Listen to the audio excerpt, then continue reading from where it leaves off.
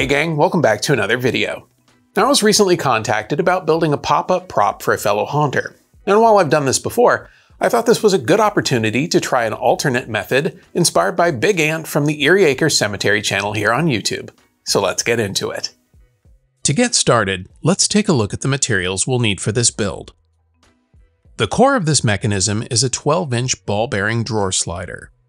I've already added in some hardware, including this 2-inch bolt and lock nut, which is where our motor will attach, along with these two 1-inch bolts and nuts that will be where our skull will get mounted. These can be installed by extending the slider arm until you have access to the necessary mounting points. Because the skull I'll be animating isn't very heavy, I'll be using this weatherproof synchronous motor, also known as a reindeer motor because they're used in Christmas reindeer decorations, with some 2.5-inch bolts that I've added to help with mounting. This motor also has a 4-inch aluminum arm added, which I added a 90-degree bend to by slowly hammering it into shape to match the size of the motor shaft. The last two parts are a 10-inch piece and a 7.5-inch piece of aluminum bar. These will get mounted to the slider, with the 10-inch piece connecting to the 4-inch arm, and the 7.5-inch piece connecting to the top of the slider. But more about that later. With the main parts identified, let's get to building a mount for the slider. The mount for this pop-up consists of the following pieces of 1x3 lumber, a 20-inch vertical support, 14 and 7-inch pieces for the foot, and 4 1.5-inch spacers. The first thing I'll do is to glue the spacers to my vertical support.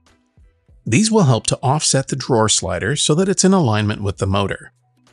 The spacing is based on the drawer slider mounting holes, which I marked in advance. While I wait for the glue to dry, I'm going to get started on the foot by gluing the 7-inch piece to the 14-inch piece. This will get reinforced with some angle brackets since gluing on end grain of wood isn't a very strong bond, but for now I'll use some clamps while the glue dries.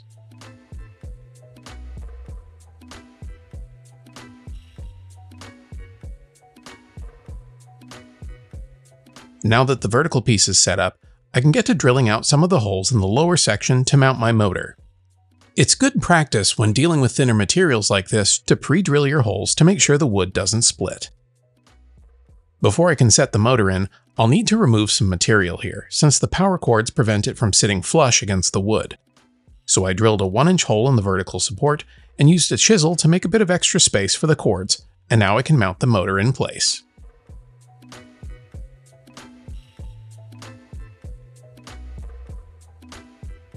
With the motor set, I realized I needed some additional spacers, so I glued in 2 more to raise up the drawer slide so that it would be in alignment with the motor arm. And when the glue was dry, I could pre-drill and mount the drawer slider to the vertical support with some 1.5-inch screws and washers. And then I could test to make sure that the slider was moving freely.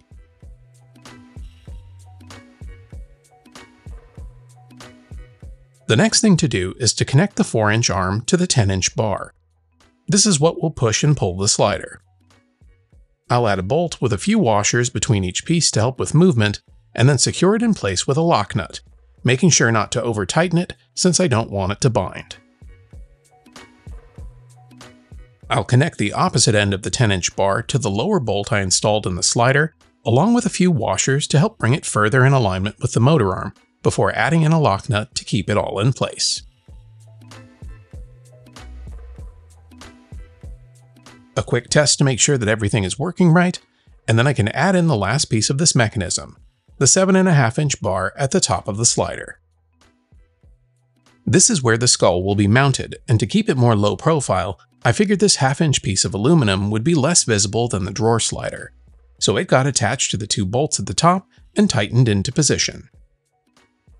The last thing to do is to attach the foot to the vertical support, so I'll pre-drill all my holes, add a bit of glue, and then connect the 2 pieces with some 1.5-inch screws.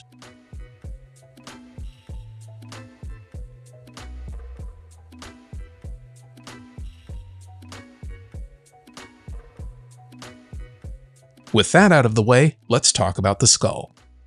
This is a blow mold skull that I found online that's near human size and lightweight. It's good, but I'd like it to have glowing red eyes. So I carved out a hole in the bottom with a razor blade to allow for easy access, and will drill pilot holes in the eye sockets before switching to a step-up bit to make 3/4 inch holes for these 1-inch plastic eyes to sit in.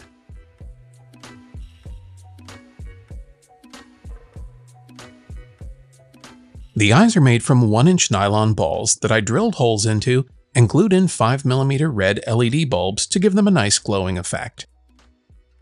Once the eyes are in, I'll group the wires together with some Wago nuts, and I added in a 30-inch length of black lamp wire so that I can get power to the eyes. This cord will be threaded through this bracket that I modeled and 3D printed that keeps the head in proper position, and then the bracket can be glued in place. This could also be done with an angle bracket and some screws, but I just wanted to make it extra tidy.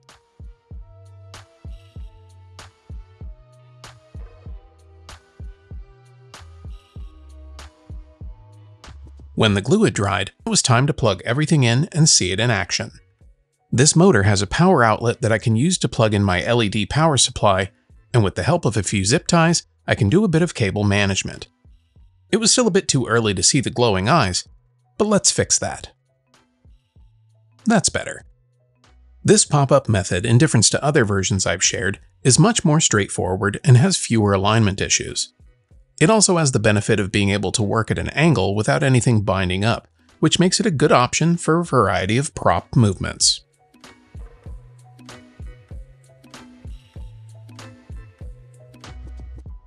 Having built a variety of pop-ups over the years, I can say that this method is the easiest version I've tried and can definitely see how it would be useful for a variety of prop movements.